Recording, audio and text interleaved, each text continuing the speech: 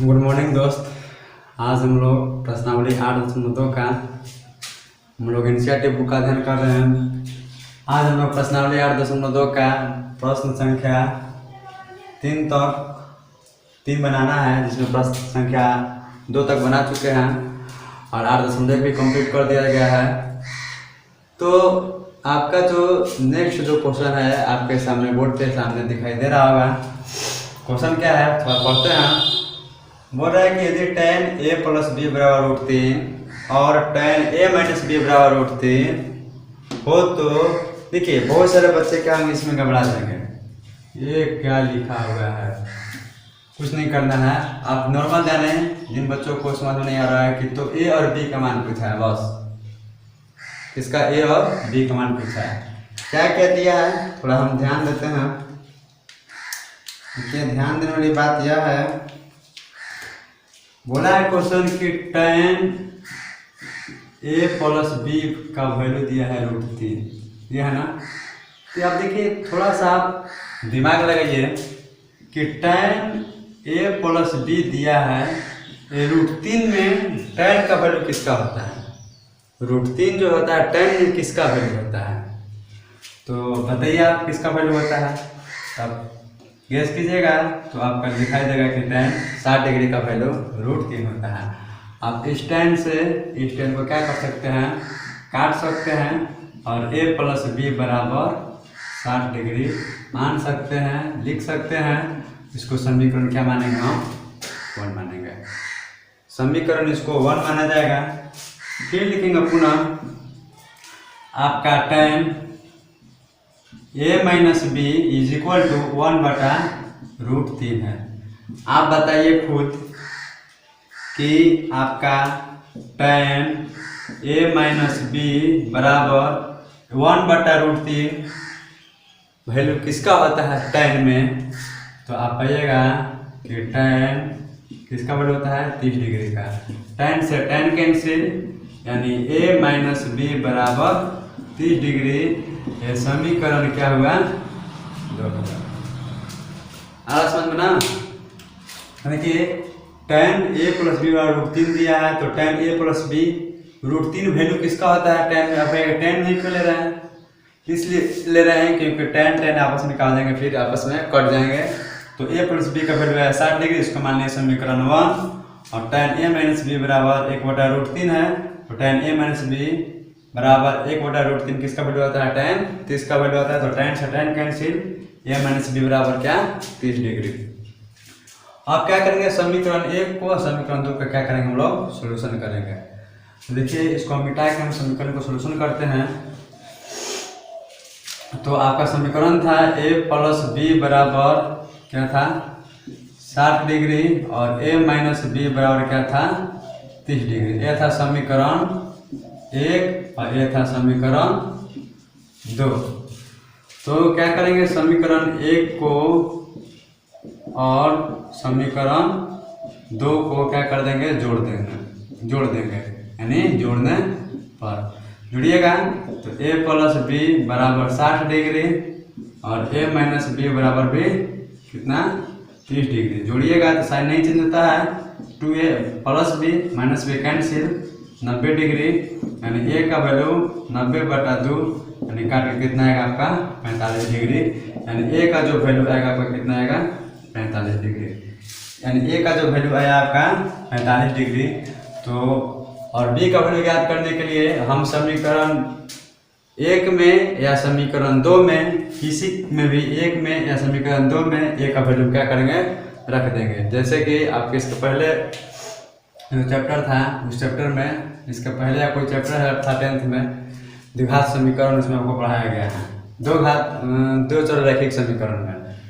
तो समीकरण किस में वैल्यू रख दें 1 में, समीकरण 1 में a का मान क्या करने पर रखने पर। समीकरण 1 क्या है देखिए a plus b is equal to 60 degree.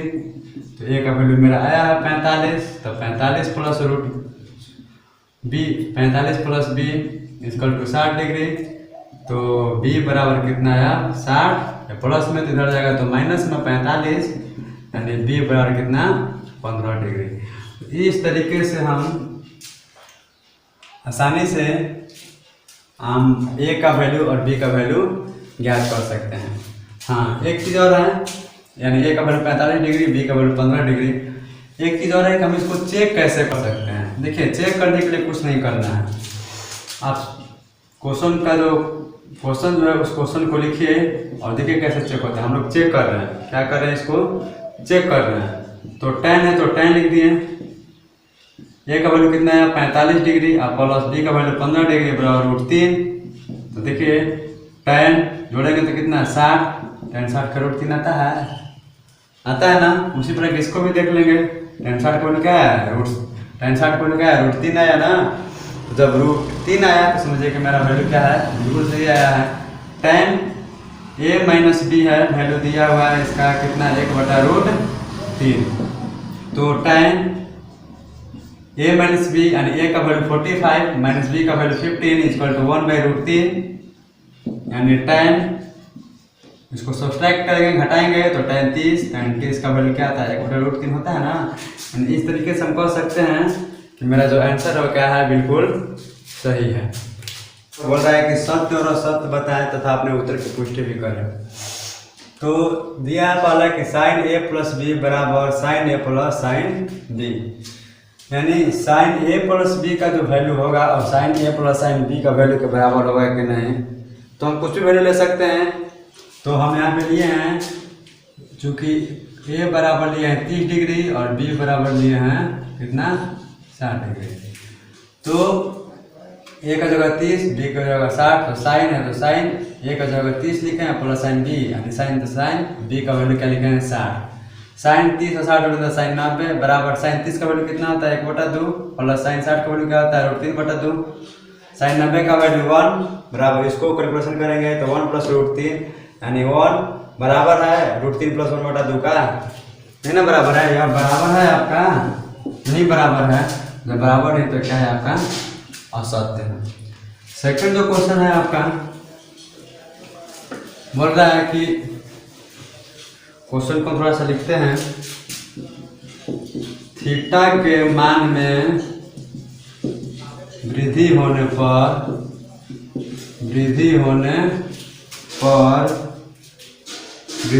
के साथ साइन थीटा के मान में भी वृद्धि होती है। देखिए यह आपका असत्य है कि सत्य है हमको बताना है। देखिए साइन जो 0 का वैल्यू होता है, साइन 0 का वैल्यू क्या आता है 0। साइन 30 का वैल्यू क्या होता है 1/2। साइन 60 का वैल्यू क्या होता है 1/√2। और साइन 0 30 और 45 ना 45 का मान 1/√2।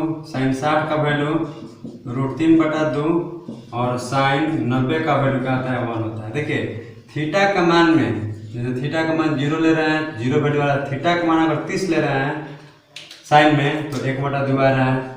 अगर थीटा का मान अगर हम 45 ले रहे हैं तो 1/√2 आ रहा है। 60 ले रहे हैं तो √3/2 आ रहा है। और साइन 90 का मान अगर थीटा का मान 90 ले रहे हैं तो 1 आ रहा है। हम देख रहे हैं कि 0 1/2 1/√2 √3/2 और 1 धीरे धीरे वृद्धि हो रही है कि नहीं हो रही है। देखिए तो यह सबसे छोटा, उसके बाद यह बड़ा है, उसके बाद इससे थोड़ा बड़ा है और सबसे बड़ा जो वैल्यू है क्या है 1 है। थीटा के मान में जो बढ़ा रहे हैं थीटा का मान साइन में तो क्या हो रहा है उसके साइन थीटा का भी मान क्या है वृद्धि हो रहा है ना। तो आपका सत्य है ना, समझ में आ रहा है ना। पहले आप समझे, बिल्कुल धीरे धीरे पढ़ा रहे हैं इसलिए। नेक्स्ट जो क्वेश्चन है दूसरा नंबर क्या है आपका सत्य है। तीसरा क्वेश्चन है कि थीटा का मान में वृद्धि होने के साथ कॉस थीटा का मान में, यहाँ पे कॉस थीटा है लिखना, वृद्धि होती है कि नहीं होती है आपको आंसर देना है। देखिए कॉस 0 लिखिए, कॉस 30 डिग्री, कॉस 45 डिग्री आप देख लीजिए पहले, कॉस 60 डिग्री और कॉस 90 डिग्री। उसका क्या होता है साइन का क्या होता है बिल्कुल उल्टा होता है।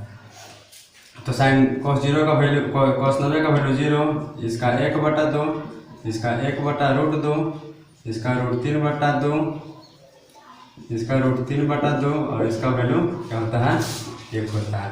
ठीक है, तो cos 0 का वैल्यू 1 है ना, cos 30 का वैल्यू √3/2, cos 45 का वैल्यू 1/√2, इसका cos 60 का वैल्यू 1/2 और इसका 0।